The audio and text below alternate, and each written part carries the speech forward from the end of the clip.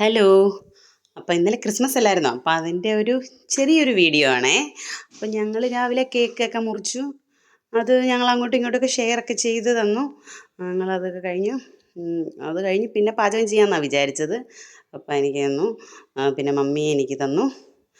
അത് കഴിഞ്ഞ് പിന്നെ ഞങ്ങൾ എന്നാൽ പാചകം ചെയ്യുന്ന വീഡിയോ എടുക്കുന്നില്ല എന്ന് വിചാരിച്ചു.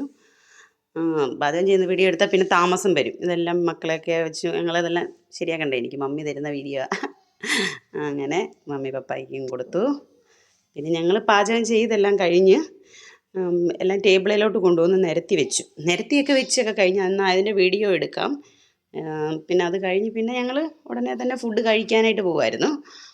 അപ്പം പാത്രത്തിലെടുക്കുമ്പോൾ ഞങ്ങൾ അതിൻ്റെയും കൂടെ വീഡിയോ എടുത്തിട്ട് ഇടാമെന്ന് വിചാരിച്ചു. അങ്ങനെ ഞങ്ങൾ ഇതെല്ലാം ടേബിളിൽ വെച്ച് ഞങ്ങൾ വീഡിയോ എടുത്തുകൊണ്ടിരിക്കുവാണേ. അതൊക്കെ കഴിഞ്ഞ് പിന്നെ ഞങ്ങൾ സിനിമയൊക്കെ കാണുന്നുണ്ടായിരുന്നു.